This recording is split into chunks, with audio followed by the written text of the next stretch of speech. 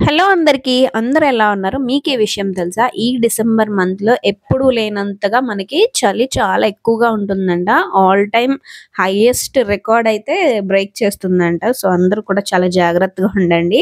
ముఖ్యంగా నాలాంటి sinusitis, allergies ఉన్నవాళ్ళు ఎవరు కూడా బయటికి రావద్దు.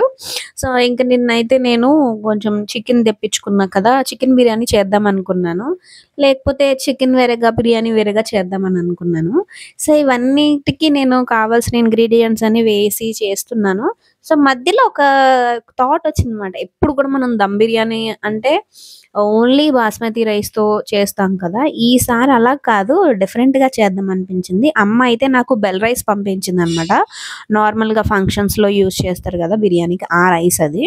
సో, ఫస్ట్ అయితే నేను బిర్యానీ వేరేగా, చికెన్ ఫ్రై వేరేగా చేద్దాం అనుకున్నాను. మళ్ళీ ఎందుకో డెసిషన్ చేంజ్ అయిపోయింది. మధ్య మధ్యలో అలా చేంజ్ అయిపోతుంది. సో, మొత్తం మసాలా అంతా వేసాను. ఆనియన్ పేస్టు, ఆనియన్స్, పచ్చిమిర్చి, మసాలా దినుసులు, బిర్యానీ ఆకు మొత్తం ఇవన్నీ వేసి, చికెన్ కూడా వేసి బాగా మ్యారినేట్ చేసేసాను. ఐ మీన్ సాచురేట్ చేశాను. చేసిన తర్వాత మధ్యలో 50% చికెన్ కుక్ అయ్యాక నాకు అనిపించిందనమాట. సరే ఈసారి బెల్ రైస్‌తో కూడా దమ్ చేద్దామని చెప్పేసి ఇది కుక్ అవుతుండగానే కుక్కర్‌లోని వాటర్ వేసుకొని దాంట్లోనే కొంచెం ఆయిల్, అల్లం వెల్లుల్లి పేస్ట్, మసాలా దినుసులు, బిర్యానీ ఆకు అన్నీ వేసి రైస్ వేసి ఉడికిచ్చాను. ఇదొక 80% వరకు ఉడికింది. ఉడికిన తర్వాత ఆ చికెన్‌లో అయితే layering చేసుకున్నాననమాట.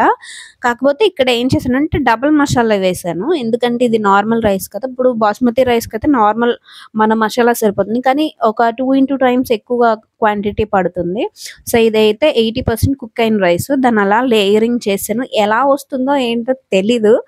But wait for the result అని చెప్పి ఒక సిమ్‌లోని మనకి ఒక 30 మినిట్స్ పాటు నేను అలా వదిలేసాను. వదిలేసి స్టవ్ ఆఫ్ చేసిన తర్వాత దగ్గర ఒక 10 మినిట్స్ పాటు వదిలేసాననమాట. వదిలేసాను. బట్ టెన్షన్ అయితే ఉంది లోపల ఎలా వస్తుంది? ఏంటి? నేను ఇప్పటి వరకు చెప్తున్నాను. నార్మల్ రైస్‌తో నేనైతే దమ్ చెయ్యలేదు ఎప్పుడు కూడా. ఇంకా బాస్మతి రైస్ అయితే ఎప్పుడు పెట్టుకుంటాను ఇంట్లో. కానీ ఈసారి లేదు కదా! సరే అని చెప్పేసి ఇలా చేశాను. సో, ఎలా వస్తుందా? ఏంటా? అనుకున్నాను కానీ నిజంగా పీస్ అయితే చాలా జ్యూసీగా వచ్చింది. కాకపోతే ఒకటి అడుగు అయితే చిన్నది కూడా మాడలేదు. చాలా చాలా బాగా వచ్చింది. ఇంకెందుకు ఆలస్యం మరి తినేయడమే కదా! సో, నా వీడియోస్ నచ్చుతాయా? నచ్చితే లైక్ చేసి, షేర్ చేసి, ఫాలో చేసి, సబ్స్క్రైబ్ చేయండి. బై.